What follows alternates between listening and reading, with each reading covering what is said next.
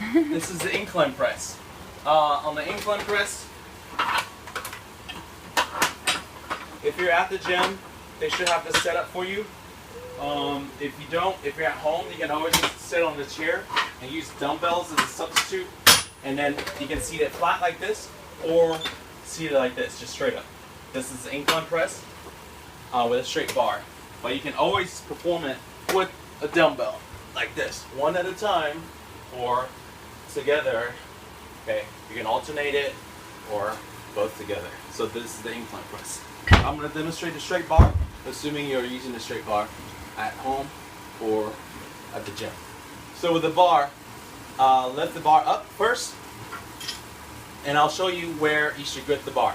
So to prevent any injuries on the wrist, we want to load the wrist as little weight as possible. Your wrist is very small compared to your other muscle parts that are involved in this movement. So we want to make sure the wrist is straight because it's a hinge joint.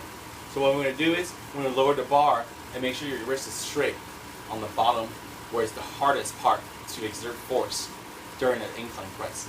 So if your wrist straight, then your forearm should be perpendicular to the ground, and that's what I will like you to check. As you check your forearm, both sides, you're perpendicular to the ground, then you're holding your right width on the bar.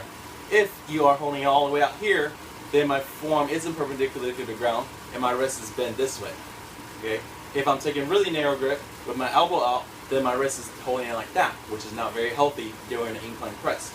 So for me personally, I usually have the pinky on the ring part of the bar. And all these bars are universal. Any gym you go to, any barbells you buy from Walmart or online, they will be made the same usually, and they're 45 pounds. So the ring will be the same. So for me, my grip is, ideal grip is right here. So to begin a rep, if you have a spotter, use a spotter. If you don't, that's fine. Just make sure you stop about 1 to 2 reps before that you feel like it is going to be your last rep.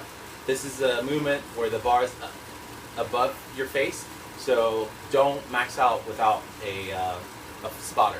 So from here, start with a rep with your arm completely straightened out, and then you will make sure the bar is aligned with your shoulder.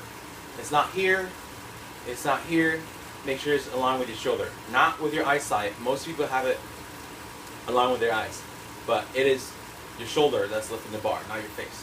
All right, so you're gonna take a deep breath, and then you're gonna execute the movement while holding your breath.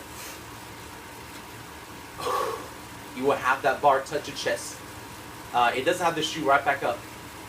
I'll demonstrate again with the rhythm of the breathing. Lock out the arm every time. Once you start to get tired, usually your left side will get tired for most people if they're right-handed. The shoulder will come in a little bit more.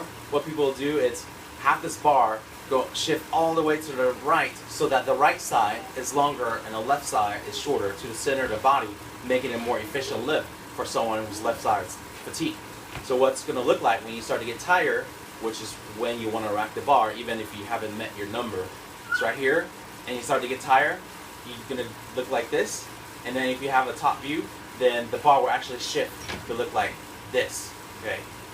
And it'll look like that, and you're struggling, and that's when you know you need to rack the bar and lower the weight.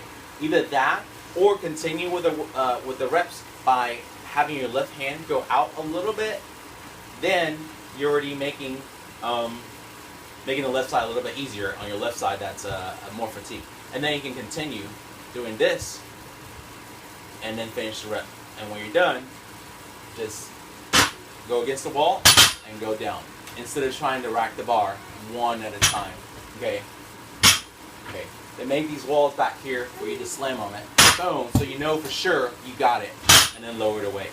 And that's the incline press. And this is the same exact instruction that you will follow by for the decline press, for the bench press, all the same.